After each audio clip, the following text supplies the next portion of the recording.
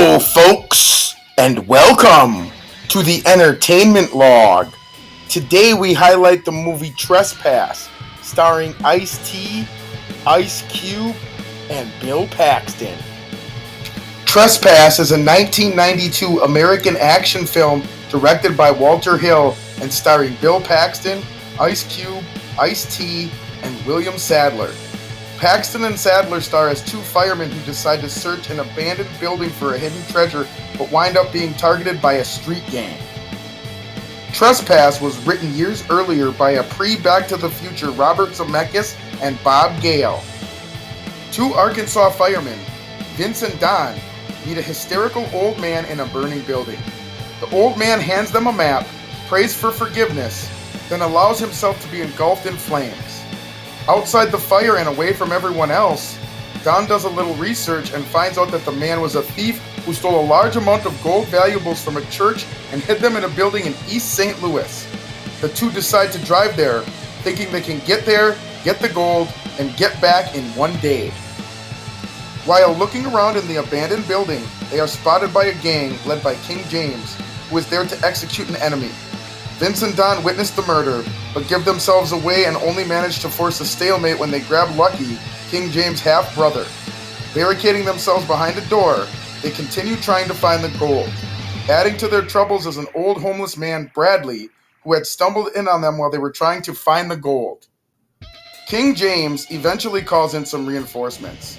While doing some reconnaissance, Raymond, the man who supplies guns to King James, finds Don and Vince's car and the news of the gold, and figures out why two white boys would be in their neighborhood. Raymond manipulates Savan, one of James' men, who would rather just kill Don and Vince than follow James' approach of trying to talk to them, into shooting at Don and Vince. Lucky says he needs to have a shot of heroin from his drug bag that he had on him as he starts to cough continuously. Don releases one of Lucky's arms so he can use the syringe, but instead stabs Don in the neck and tries to escape. Vince and Lucky get into a struggle, and then one of James' men spots the struggle through the window and takes aim with a sniper rifle, which eventually leads to Lucky being shot by accident. Savan comments, "I guess he wasn't too lucky, huh?" King James is now furious and runs after Don and Vince, who have now found the stash of gold, having determined the map was drawn with the intention of looking up at the ceiling instead of down at the floor, and are trying to get out with it while avoiding King James. Vince orders Bradley to take the weakened Don into the other room and lock themselves up while he climbs up the chimney to get some help. Once up on the roof, Vince rappels down the building, but James spots him, and before he can shoot Vince, Vince crashes through the window of another floor and escapes down the stairs. Meanwhile, Bradley accidentally makes a noise, drawing the attention of one of James' men. Wiki grabs an axe and breaks down the door. Wiki is then ambushed by the now recovered Don, who then takes his gun, and Don is confronted by James. Don and James end up shooting and killing each other. Savan and Raymond also kill each other. The building they were in gets burned to the ground. Vince encounters Bradley outside the building, and Bradley tells Vince to run. Vince cannot drive away, since Raymond ripped out the wires in his engine, gave him 4 flat tires, and cut the line to his CB radio. Once Vince is out of the way, Bradley picks up the haul of gold that was left behind and walks away, laughing. The script was originally called The Looters, and Robert Zemeckis and Bob Gale wrote it in the 1970s. Years later, Neil Canton showed it to director Walter Hill, who says he liked the script enormously. I was quite surprised, because it's certainly not the kind of story that Zemeckis and Gale identified with, but I thought it was enormously primal, elemental, brutal, and a great confrontation. It was totally dependent upon the narrative circumstances to reveal character, and of course, it took place in a time compression. Both are things I'm very fond of. Hill was a writer, intended to work on the scripts of all his films. I don't think the script changed all that much, to tell you the truth, although there's certainly no scene in the movie that wasn't rewritten many times. The script evolved because of certain location problems, and we worked out a new ending. The only thing that is significantly different from the script is that the film gives a lot more screen time to King James and his gang, and the ending is quite a bit different from the original. "I wanted to make a down and dirty thriller," said Hill. I wanted to shoot it in a fast, hard style. I wanted to work off the cuff, making it all happen right there. Hill says the film was not intentionally political. It is an adventure story that harkens back to a Jack London tradition, and what makes that striking is that it is so much more real than what we presume action-adventure movies to be, what they have evolved to be in the last 20 years. When I was a kid, they were all about very real people in tough circumstances. Now the action movie is half science fiction movie. This movie is very much a throwback in that sense, with the permanently strained relations between blacks and whites and browns and orientals in our ghettos, our inner cities. But just because the film's intentions are not political, doesn't mean it's not political. Movies take on their own life. This is not a movie about racial confrontation in the sense that the confrontation had nothing to do with race. Inevitably, white and black attitudes spill into the movie because of the attempt to create some kind of social reality out of the situation. Hill says Ice-T and Ice Cube were hired on their strength as actors. I'm a rhythm and blues man myself, he said. I'm not particularly a rap fan, and before production began, I'd never heard any of their records. This is the first film where I'm the point-blank star, where I'm carrying the movie, said Ice-T. I think it's good for the kids to see black faces on the screen in all kinds of movies, said Cube. Every movie doesn't have to be about black families in the ghetto. This one is about money and how it can make people turn evil. Hill says the idea to have so much of the movie shot through videotape came as they were getting ready to make the movie. He read an article in the Washington Post about street gangs who would film a lot of their own activities. Hill said, I simply saw it as a visual opportunity to play a lot of the movie through a viewfinder. I thought it might get you inside the gang better. I wanted everything to be rough around the edge. We shot most of the movie handheld. I wanted it to be herky-jerky. We Dutched a lot of the angles, especially as the story unfolds, because the story gets crazier and crazier. We went from far less elegant. The early parts of the movie, there are no handhelds at all. But as the story gets more nervous and crazy, we go more and more to a handheld thing until, finally, the end of the movie is all entirely handheld. Filming began on November 4th, 1991. The film was mostly shot at the vacant Fulton Bag and Cotton Mills, formerly an operating mill complex located in the Cabbagetown neighborhood of Atlanta, Georgia. Construction of the complex began in 1881 on the south side of the Georgia Railroad line, east of downtown Atlanta, on the site of the Atlanta Rolling Mill. The site now includes separate phases of multifamily dwellings, including 4 rent apartments called the Fulton Mill Lofts and 4 sale condominiums, the Stacks.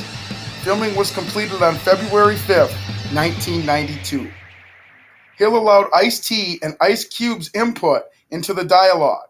They certainly had a lot of input in terms of what my guy would say is this. He wouldn't say it that way. He'd say it this way. And I gave them a very free rein on all of that. A musical score had been written by another composer, but Hill was dissatisfied with it, and he brought in Ry Cooder to do a new score. Cooder says Hill wanted something that was spooky and weird, and I got some experimental instruments together and improvised in the studio with Jim Keltner and John Hassel. Cooder said it was difficult for me to musically relate to a film that mostly took place indoors. Trespass's environment hardly changed, and it was interesting for me to solve the problems that brought up. The film was meant to be released on July 3rd, but this date was delayed due to the 1992 Los Angeles riots. The film was retitled and a new marketing campaign devised. The movie tested great, said Universal Chairman Tom Pollock. Unfortunately, it can't work now on its own terms. Attention would focus on black guys with machine guns going after white guys. It would be irresponsible to release it now, even under a different title. Ice-T said, when we were shooting the movie, you'd say looters, and everybody'd go, Lulu what? You have to spell it. After the riots, everybody's like, oh, you're doing a movie called Looters? About the riots? The movie was also given a new ending after test screenings wherein black audiences expressed dissatisfaction with the end, when both Ice-T and Ice Cube's characters died. The message of the movie got lost in the gunfire, said Bob Gale. This is why the death scene of Ice Cube's character Savan is not shown. An alternate ending was also filmed during production in which Raymond is not killed by Savan, but instead he gets shot in the leg by Vince, who along with Bradley escapes in Raymond's Jaguar, and they turn the gold into the police. Jazz musician John Zorn originally scored the entire film, complete with multiple cues, and even scored both the original and alternate endings. As with Elmer Bernstein on the 1996 film Last Man Standing, Hill fired Zorn because he was unhappy with his score and hired his old friend Ry Kudu to rescore the whole film. Somehow, the riots tainted this movie, said Hill, and when the picture's release was pushed back, inevitably a lot of people came to the conclusion that you have something to hide, something to be ashamed of. If the movie is successful in the terms I call successful, it should be disturbing, which it is to some degree. It's not a social statement and does not offer a cure the action. The characters are fictional, but like any good story, there's a certain amount of social truth to it. The film was also retitled as it felt Looters was too inflammatory. The studio came up with 50 alternative titles, and the filmmakers at least another 20, including Point of No Return, The Intruders, Burning Gold, Greed, Fire Trap, and Blood and Gold, among others. Hill did not like Trespass because it reminded him of a title of a 1950s-era RKO movie starring Robert Mitchum and Jane Russell. Psychologically, changing the name was more devastating than moving the movie because it was like changing the name of one of your children, he said. But with the two Ices and the title Looters, I had to see Universal's point. Eventually, he settled on Trespass. The film was also affected by controversy when Ice-T asked Warner Brothers to remove the song Cop Killer from his album Body Count. Our chance lies in counter-programming, said Bob Gale. There's so much sweetness and light this time of year. Why not an action picture?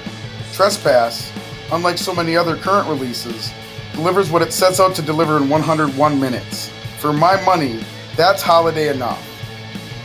The film gained mixed to positive reviews from critics. As of May 10, 2023, Trespass holds a 69% critics rating on Rotten Tomatoes based on 29 reviews, with an average rating of 6.2 out of 10.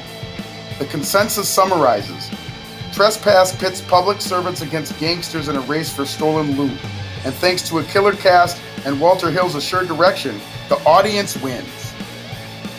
The film debuted poorly. In the United States and Canada, Trespass grossed $13.7 million at the box office. 101 Films reissued Trespass on DVD and Blu-ray in 2018, with extras, including a commentary with Ice Cube biographer Joel MacGyver and journalist Angus Beattie, a second commentary with Nathaniel Thompson and Howard S. Berger, and interviews with Sadler, producer Canton, and co-writer Bob Gale. The information brought to you in this video has been provided by Wikipedia. If you enjoyed this video, don't forget to smash that like button and subscribe to the Entertainment Log.